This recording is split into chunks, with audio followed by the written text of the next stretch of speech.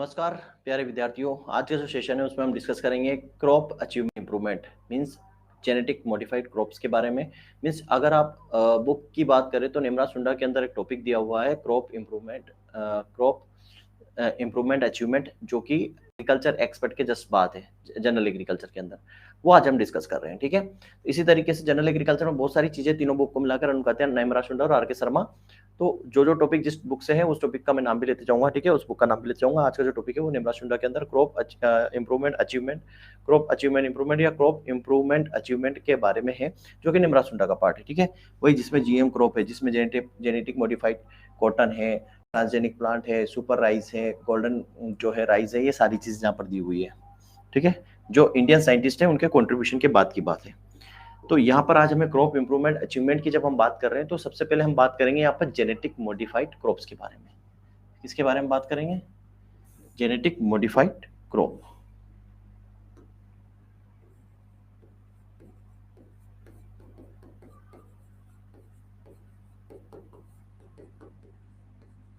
Genetic modified crops के बारे में आज हम बात करेंगे, ठीक है। ओके, जेनेटिक मॉडिफाइड क्रॉप्स की जब हम बात करें तो होता क्या है जनरली, सीधा सा समझना, या इसको हम जेनेटिक इंजीनियरिंग या जेनेटिक मॉडिफिकेशन भी कह सकते हैं। मतलब क्या होता है कि अगर हमारे पास कोई क्रॉप है, ठीक है, सिंपल सा समझना, ठीक, क्रॉप है। इस क्रॉप में कई सारे क्या होते हैं? ट्रेट्स होते हैं। ट्रेट्स मतलब इसके कई सारे क्या होते हैं? कैरेक्टर्स होते हैं, ठीक है। क्या होते हैं? लक्षण होते हैं, ठीक है। क्रॉप में अपने आप में कई सारे कैरेक्टर्स होते हैं, कई सारे लक्षण इसके अंदर आपको देखने को मिलते हैं। जब इन कैरेक्टर इन लक्षण को हम क्या कर सकते हैं, इन कैरेक्टर्स को या इनके लक्षण में क्या कर देते हैं, हम जेनेटिक इंजीनियरिंग लगाते हैं, ठीक है। क्या करते हैं यहाँ पर? जेनेटिक इंजीनियरिंग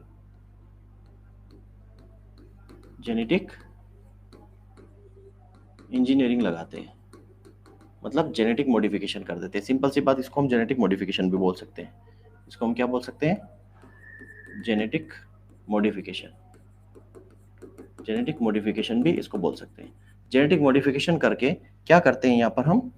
जेनेटिक मॉडिफिकेशन करके हम क्या करते हैं? इनके कुछ जो कैरेक्टर्स होते हैं या जो कुछ लक्षण या कुछ ट्रेट होते हैं उनमें बदलाव लाते हैं या चेंज करते हैं या उनको बढ़ा देते हैं, ठीक है। या उनको हम क्या कर देते हैं? बढ़ा देते हैं, ठीक है।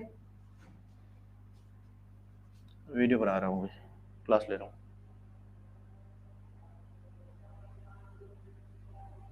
ठीक है। मतलब क्रॉप में कई सारे कैरेक्टर्स होते हैं, है ना, कई सारे कैरेक्टर्स होते हैं। तो वहां पर हम क्या करते हैं? उसमें कुछ इंप्रूवमेंट लाने के लिए, इंप्रूवमेंट इन द सेंस कि अगर हमें डिजीज रेजिस्टेंस क्रॉप बनानी है, या हमें इंसेक्ट प्रति रेजिस्टेंस लाना है, या हर्बिसाइडल रेजिस्टेंस डेवलप करना है, क्वालिटी इंप्रूवमेंट करनी है, तो क्या करेंगे? वहां पर जीन में चेंजेस करेंगे, मतलब जेनेटिक मॉडिफिकेशन करेंगे। उसी को हम जेनेटिक इंजीनियरिंग बोलते हैं। मतलब यहाँ पर क्या करते हैं? ये लगाकर उनके ट्रेट या कैरेक्टर में हम क्या कर रहे हैं? अल्टर्ड अल्टर्ड बोल सकते हैं, या फिर इनहैंस बोल सकते हैं। इनहैंस, ठीक है। मतलब कि या तो उसमें कुछ चेंजेस करेंगे, अल्टर मतलब ये चेंजेस लिख लो, ज्यादा अच्छा टर्म, सिंपल समझ में आएगा, ठीक है। क्या कर रहे हैं? या तो हम उसके क्या करेंगे? चेंज करेंगे, चेंज्ड एंड इनहैंस्ड। तो इसको हम बोलते हैं जेनेटिक मॉडिफिकेशन। मतलब हमारे पास कोई क्रॉप है, उसमें कई सारे कैरेक्टर्स होते हैं, कई सारे लक्षण होते हैं, वहां पर हम कुछ जीन में मॉडिफिकेशन करते हैं, उसी को जेनेटिक इंजीनियरिंग बोलते हैं। तो क्या होता है वहां पर? या तो उनके जीन में चेंज करेंगे या पर उनको बदलाव करते हैं। तो ये पूरी प्रोसेस क्या कहलाती है? जेनेटिक मॉडिफिकेशन कहलाती है। मैंने यहाँ पर एक टर्म यूज किया, जेनेटिक इंजीनियरिंग। जेनेटिक इंजीनियरिंग एक प्रोसेस है जो चेंज करती है, मतलब उसके ये प्रोसेस जिसके अंदर इन्वॉल्व होती है कई सारी प्रोसेस, जिसके अंदर हम जीन के अंदर कुछ मॉडिफिकेशन करते हैं या उनको इम्प्रूव करते हैं। ये जो प्रोसेस है, ये प्रोसेस किसके अंदर आती है? जेनेटिक इंजीनियरिंग के अंदर आती है।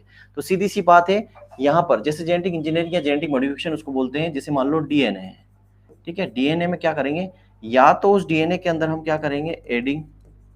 एडिशन करेंगे, डिलीशन करेंगे, या कुछ चेंजेस करेंगे। क्या करेंगे? या चेंजेस करेंगे। तो ये जो प्रोसेस है डीएनए को चेंज करना, मतलब जीन को, डीएन सीधी सी बात है जेनेटिक मटेरियल से बना होता है, उसमें चेंज करना, उसको कुछ पार्ट डिलीट करना या कुछ ऐड करना या चेंज करना, ये जो पूरी प्रोसेस इन्वॉल्व होती है जिसके अंदर, उसको हम बोलते हैं जेनेटिक इंजीनियरिंग।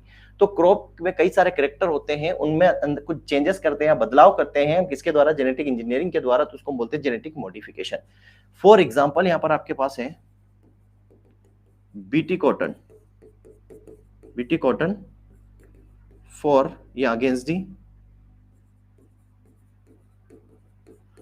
दी बोलवर्म, ठीक है, बोलवर्म। तो बीटी कॉटन को यहाँ पर डेवलप किया गया था अगेंस्ट दी बॉलवर्म। जो बॉलवर्म थे मतलब कि जो कॉटन के इंसेक्ट हुआ करते थे, जैसे पिंक बॉलवर्म है ना, इस जो है ये जो पिंक बॉलवर्म है, अमेरिकन बॉलवर्म जो है, इनके अगेंस्ट यहाँ पर बीटी कॉटन को डेवलप किया गया। तो उसके अंदर कुछ यही चेंजेस किए गए। बात आती है बीटी कॉटन के चेंजेस की या बीटी कॉटन की, है ना। सबसे पहले बात आती है बीटी कॉटन की। तो सबसे पहले समझ लेते हैं कि ये बीटी क्या है ना, बीटी क्या है। तो जब हम बात करते हैं बीटी की, तो यह है बेसिलस थुरिंजेंसिस। क्या है ये? बेसिलस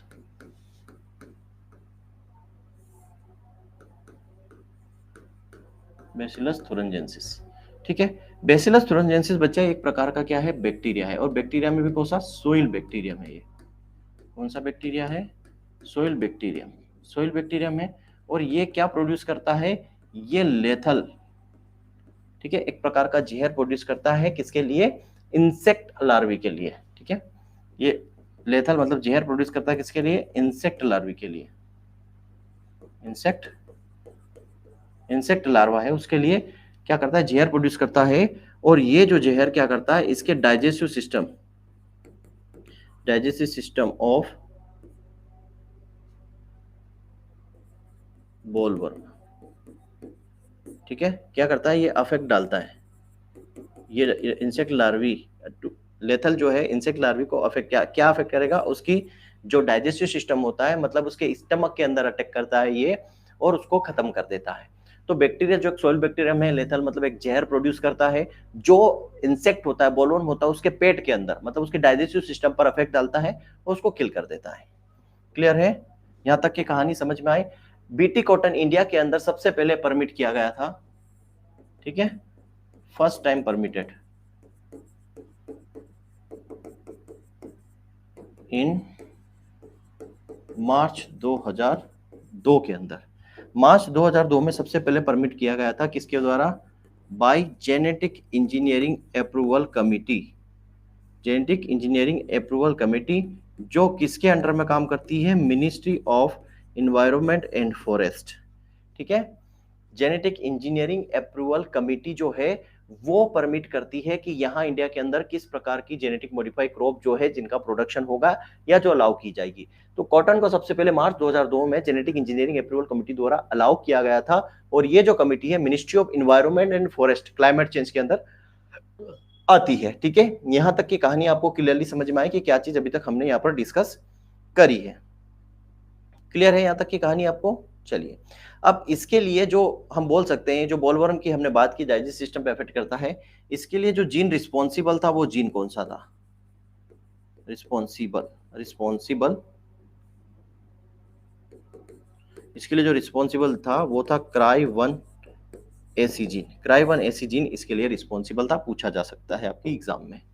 तो ये बेसिक चीज बीटी के बारे में हमने समझी कि बीटी आखिर क्या था और इसका इस्तेमाल कहाँ हुआ और कब पहली बार इंडिया के अंदर अप्रूव किया गया था, ठीक है। First time ministry of environment and forest climate change वाला जो है 2002 में, मार्च 2002 में इसको शुरू किया गया था, ठीक है।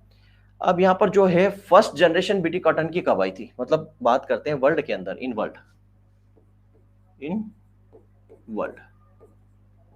वर्ल्ड में यहाँ पर दो जनरेशन हमें देखने को मिलती है। First generation of BT cotton की जो फर्स्ट जनरेशन, और हम बात करेंगे यहाँ पर second generation of BT cotton. First generation की बात करें वो कब आई और सेकेंड जनरेशन की बात करें तो वो कब आई। फर्स्ट जनरेशन की बात करें ना बच्चा तो 1996 में फर्स्ट जनरेशन की शुरुआत हुई, ठीक है, 1996 में। किसके द्वारा? तो यहाँ पर एक महिको सीड कंपनी प्लस इसका कोलैबोरेशन हुआ था मोनसेंटो, ठीक है, मोनसेंटो कंपनी के साथ। इन दोनों के कोलैबोरेशन से यहाँ पर जो है पहला जो है बीटी कॉटन, मतलब यहाँ पर हम बोल सकते हैं बीटी कॉटन, जिसका नाम था बोल गार्ड, फर्स्ट डेवलप किया गया। और इसके अंदर जो जीन था वो था क्राई1AC जीन। क्राई1AC जीन इसके अंदर था। ठीक है, तो महको और जो मोनसेंटो कंपनी, महको एक कॉटन के लिए स्पेशली जानी जाने वाली कंपनी है, महको सीड कंपनी, उसने मोनसेंटो कंपनी के साथ कोलैबोरेशन किया 1996 में और बीटी कॉटन जो है बोलगार्ड 1 डेवलप किया जिसके अंदर क्राई1AC जीन था। सेकेंड जनरेशन भी डेवलप इन्होंने किया। सेकेंड जनरेशन का जो डेवलपमेंट हुआ वो 2006 में हुआ और यहाँ पर इन्होंने बीटी जो है वो बोलगार्ड सेकेंड डेवलप किया और इसके अंदर जो जीन थे वो थे क्राई1AB जीन। ठीक है, क्राई1AB जीन और नहीं क्राई1AC जीन और क्राई1AB जीन, ये दोनों थे। क्राई1AC और क्राई1AB दोनों जीन उसके अंदर थे। ठीक है, क्राई1AC और क्राई1AB दोनों जीन सेकेंड जनरेशन के अंदर बोलगार्ड सेकेंड के अंदर लाए गए थे।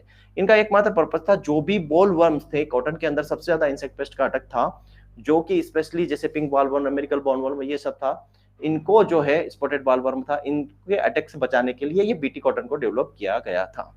ठीक है, यहाँ बेसिक चीज आपको समझ में आ गई, फर्स्ट जनरेशन क्या है, सेकेंड जनरेशन क्या है, ये सारा हमने यहाँ पर समझा। ठीक है, अब जो महको सीड की हमने बात की, इसने कई सारी महको की वैरायटी जो है डेवलप की थी। हम किसकी बात कर रहे हैं, महको कंपनी की बात कर रहे हैं। ये जो महको सीड कंपनी है इसने कई सारी वैरायटीज डेवलप की बीटी कॉटन की। तो बीटी कॉटन की जो वैरायटी इसने डेवलप की थी वो कौन कौन सी है। ठीक है, बीटी कॉटन की इसने वैरायटीज डेवलप की थी। तो बीटी कॉटन की जो वैरायटी इसने डेवलप की थी वो थी MECH12, 182, 162 और 184। ये था साउथ इंडिया के लिए। ठीक है, साउथ इंडिया के लिए। दूसरा इसने RCH 134 और 138 डेवलप की और ये थी नॉर्थ इंडिया के लिए। ठीक है, नॉर्थ इंडिया के लिए डेवलप की थी। ठीक, ये चीज याद रखना। इसके अलावा जो है पहली जो है first Punjab agriculture university Ludhiana. ठीक है, अगर हम गवर्नमेंट की बात करें तो यहाँ पर इन्होंने first BT cotton variety develop की। ठीक है, first BT cotton variety develop की और ये जो वेराइटी थी इसमें स्पेशल कैरेक्टर था। ठीक है, इसमें स्पेशल कैरेक्टर क्या था, इसमें स्पेशल कैरेक्टर था इसके अंदर। ठीक है, इस वेराइटी के अंदर एक स्पेशल कैरेक्टर था कि ये जो है वेराइटी थी पंजाब एग्रीकल्चर यूनिवर्सिटी के अंदर जो डेवलप की गई थी, इसके अंदर एक स्पेशल कैरेक्टर आपको देखने को मिलेगा। वो जो कैरेक्टर था कि जो फार्मर है, ठीक है, स्पेशल क्या था कैरेक्टर इसमें, इसको रीयूज्ड कर सकता है, रीयूज्ड बाय फार्मर इसको रीयूज कर सकता है, बार बार यूज कर सकता है। ये जो महको ने डेवलप की ये एक ही बार यूज कर पाते थे, फार्मर को हर बार परचेस करना पड़ती थी। लेकिन जो पंजाब एग्रीकल्चर यूनिवर्सिटी ने बीटी कॉटन वैरायटी डेवलप की उसको फार्मर बार बार यूज कर सकता है, अपना ही बीज बनाकर बार बार इसको यूज कर सकता है, जिससे उसकी ये वाली जो कॉस्ट है बीज सीड को जो है खरीदने की जो कॉस्ट है वो यहाँ पर कम हुई है। ठीक है, वो यहाँ पर कम हुई है। तो यहाँ पर जो पंजाब एग्रीकल्चर यूनिवर्सिटी ने फर्स्ट बीटी कॉटन, ऐसा ना, first BT cotton variety develop की थी और ये MNC पब्लिक सेक्टर वैरायटी थी। ठीक है, पब्लिक सेक्टर वैरायटी थी, ये आपको याद रखना। और ये कौन सी थी, PAU, Punjab agriculture university PAU 1 के नाम से थी। ठीक है,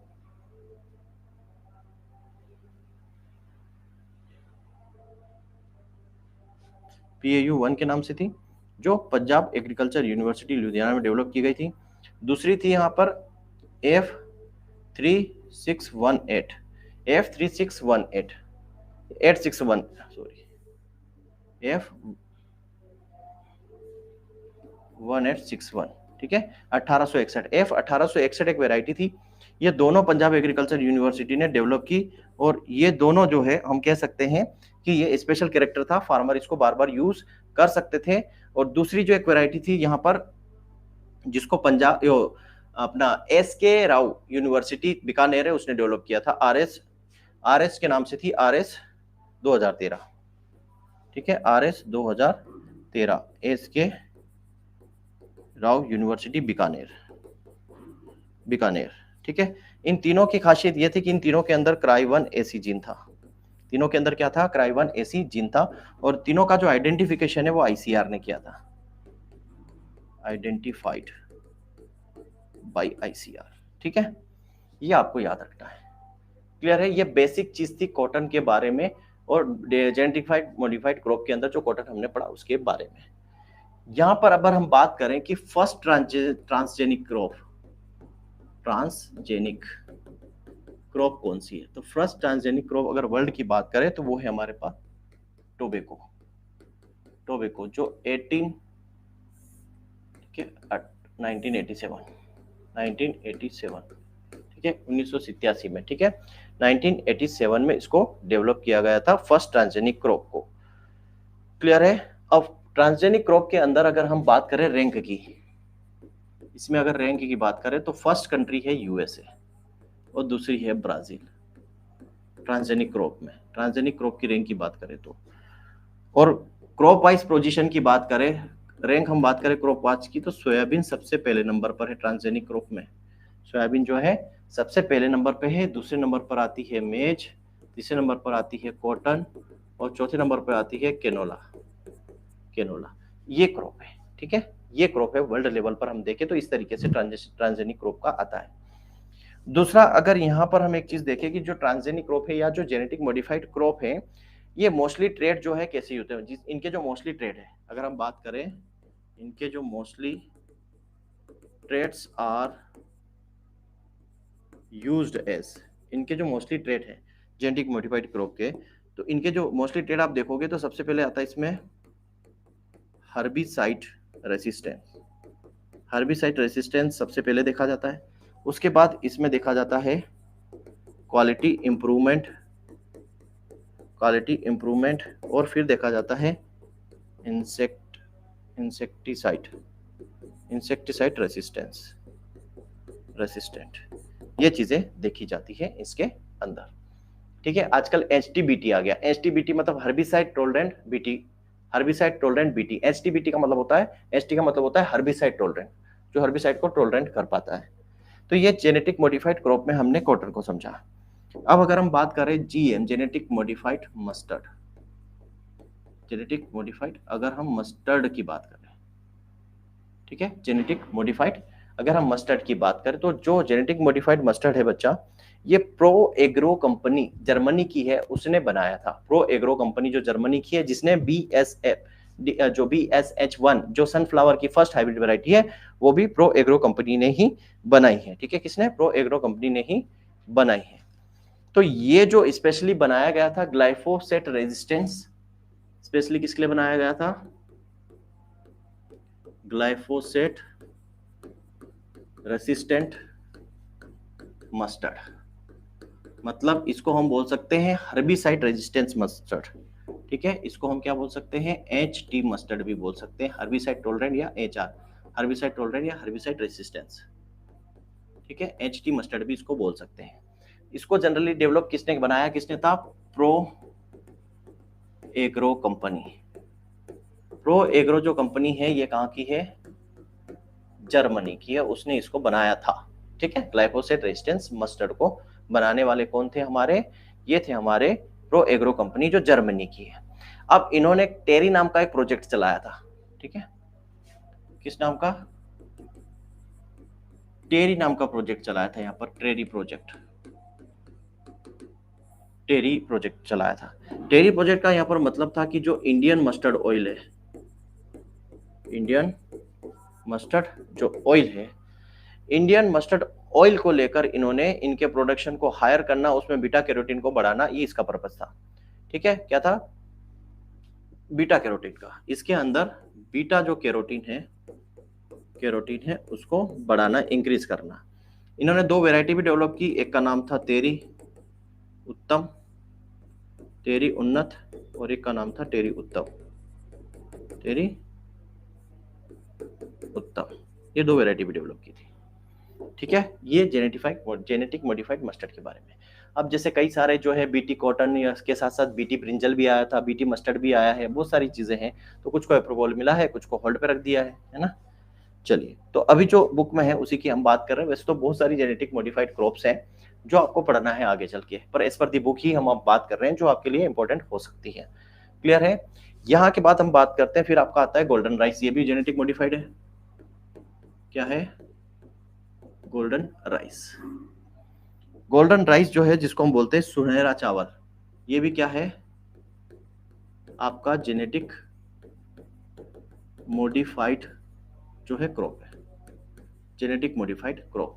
ठीक है, अब इसमें जेनेटिक गोल्डन राइस के अंदर क्या किया गया? गोल्डन राइस के अंदर किया गया यहां पर जो है हायर दी बीटा कैरोटीन, इसके अंदर बीटा कैरोटीन जो प्रिकर्सर है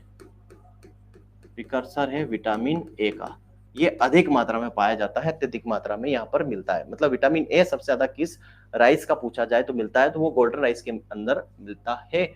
और इसको बनाया किसने? इसको बनाया है बच्चा इग्नो पोट्रिकस। कब?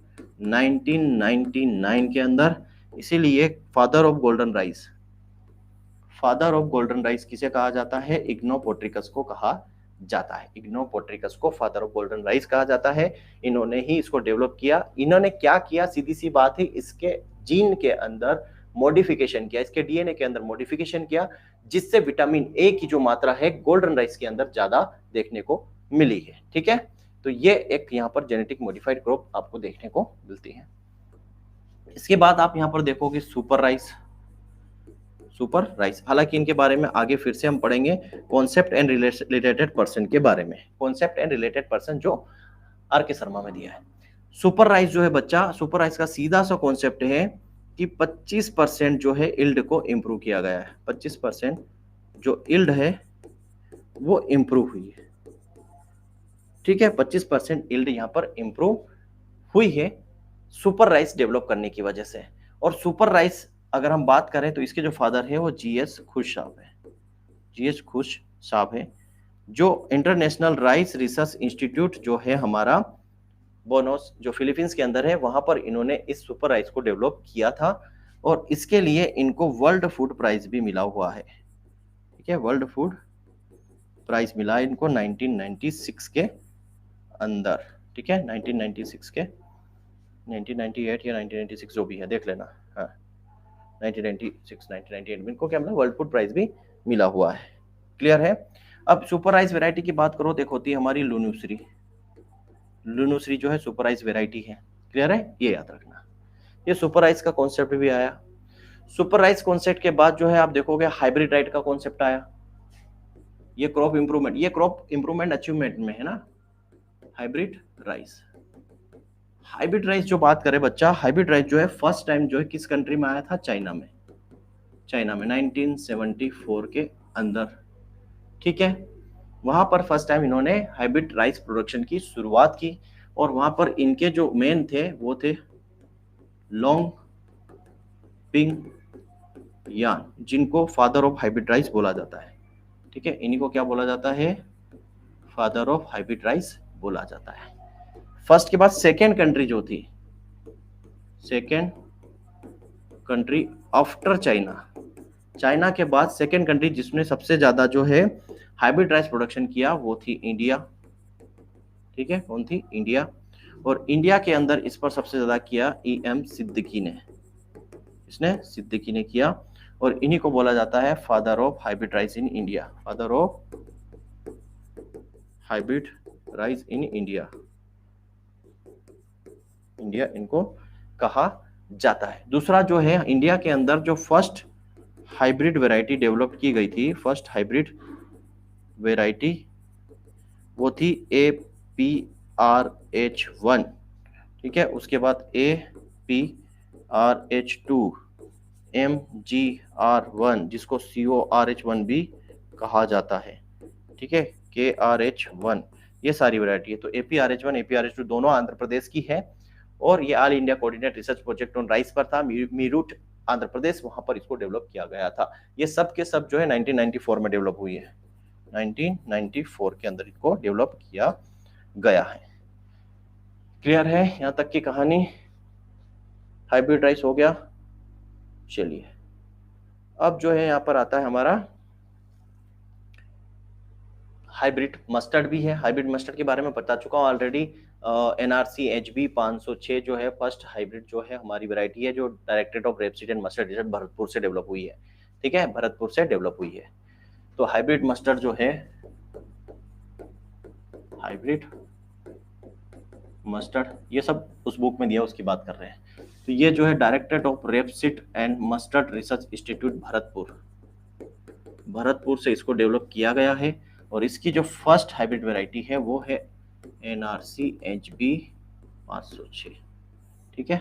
और इसके बाद जो डेवलप हुई थी बाद में वो है NRC HB 101, ये वैरायटी डेवलप हुई है। आप पूछा जय किसान पूछोगे बायो 906 वाली, वो वर्ल्ड की फर्स्ट हाइब्रिड वैरायटी है, उसको इंडिया के सपोर्ट से बनाया गया है, ठीक है। वर्ल्ड की फर्स्ट है और इंडिया के सपोर्ट से उसको बनाया गया है। वहां पर इंस्टीट्यूट काम किया है इंडिया का, मतलब नेशनल बायोटेक्नोलॉजी सेंटर वहां पर काम किया है, बट ये हाइब्रिड है। फिर आता है अपना सुपर वीट जो है ना बच्चा, इसकी अगर बात करें तो इसके जो फादर है वो N नागार्जुन है।